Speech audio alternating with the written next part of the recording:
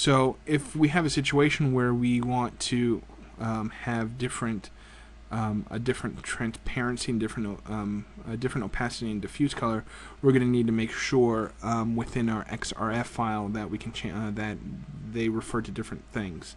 So what I'm going to physically do is just reopen or just open up that file. Let's see, birth material with same opacity. I'm just going to bring that into here. So you can see here we have two map types, and the map types we have a diffuse and we have an opacity, and they both refer to the same location. And all you have to do is just change one element. It doesn't even matter. So this literally, this literally does not refer, okay, this is getting silly. There we go. That literally does not refer to a file. It just says my texture diffuse JPEG. But since it's a different name altogether to here, it's gonna allow me to have two different pictures. So I'm just going to go ahead and save this as with same opacity altered. I don't even know if I spelled that right, but it doesn't matter. It's not a spelling tutorial. So I'm just going to go ahead and change my XRF file. I'm going to go to Browse. And let's find our file. Alright, so we have birth and life of materials, birth, and then altered, open.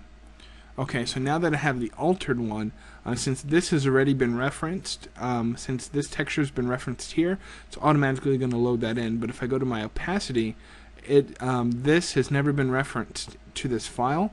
This bookmark has never been referenced to this file, so it's not sure what's going to be here. And if I were to hit Apply Changes, you're going to see that I'm not going to get any sort of opacity.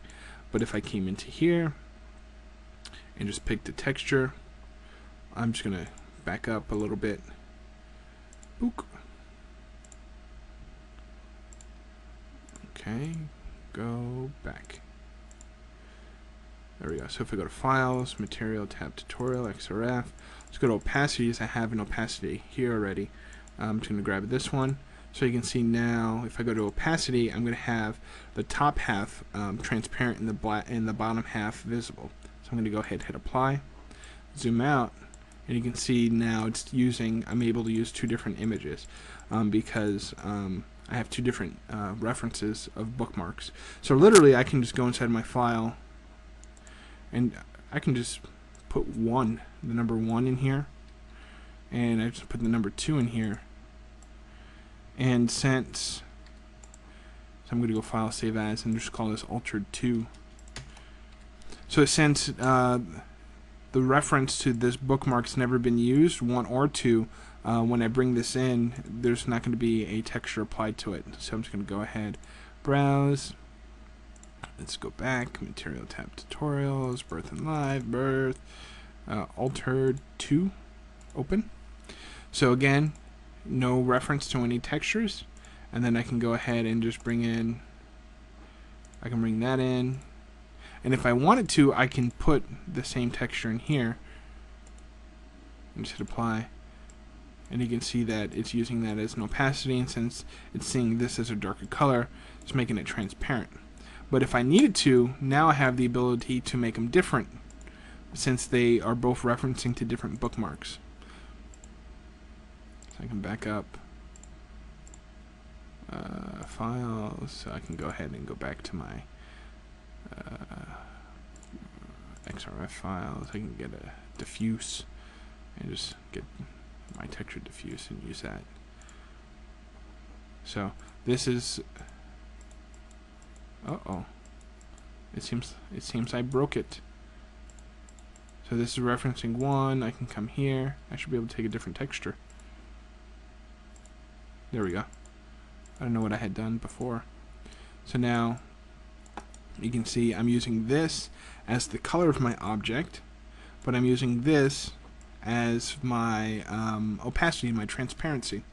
So hopefully now you understand where the heck the material IDs come from, and what the heck this your resource name is. It doesn't actually refer to the name of a texture. It's just a container for textures. I think containers or bookmarks are a better way to think about these, about your resource names. So if you would like a little bit more information about what your triangles are, vertices are, a little bit more information about material IDs and the XSF, XMF process, I do have a more in-depth version of this video that you can also check out if you like. But if everything made sense here, you should be good. If you just want a little more understanding, you can go ahead and watch the 40-minute video. Cool. So next, we're going to go ahead and cover our material parameters.